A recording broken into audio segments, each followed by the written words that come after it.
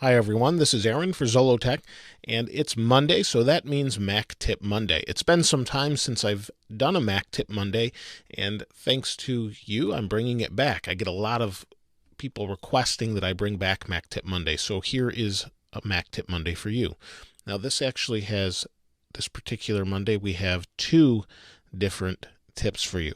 One of them is for Safari. I'll open Safari up, and this is the latest version of Safari 6.0 on Mountain Lion.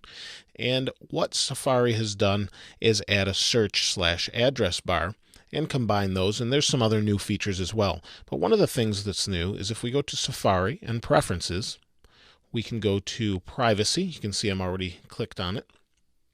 And what we have here is some options that weren't in the previous version.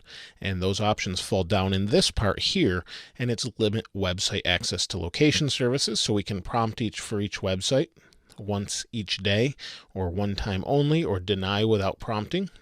We have that option. And the newer options here are for website tracking. We can ask websites to not track me. That means they won't use a tracking cookie, and they won't track you as what you're doing throughout the web. For their website, things like that. For their statistics is what they use it for, but they won't track you if you ask them not to. As far as web search, this is also something that's new. It prevents search engines from providing suggestions.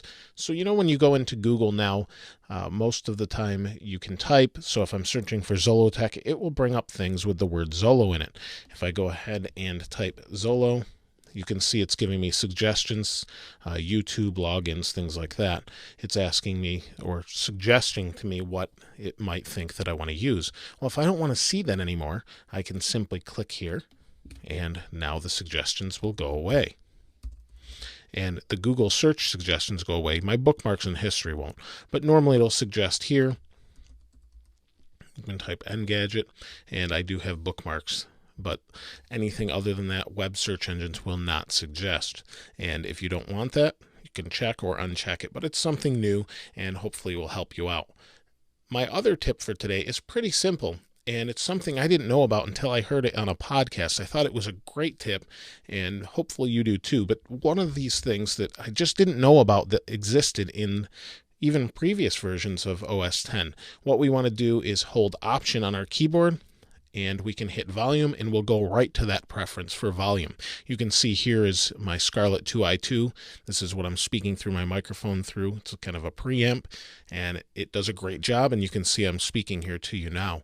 And if I want to go to, say, display settings, I can hold Option again on my keyboard, hit the brightness up, and I'll go to display settings. This works across all the different functions on the top of your keyboard, so I think you get the picture. But if I go here, I go to options, and I hit my keyboard brightness, it switches to the keyboard shortcuts. Again, I can go back and forth, expose settings, or mission control in this case. It's really simple, really easy. It's a quick way to get to those preferences if you just can't remember where they are, or you want to adjust something specifically related to that.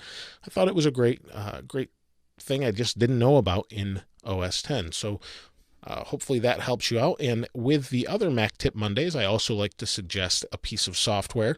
One of the pieces of software that I thought's pretty handy, it's a utility. It's called iBoost Up.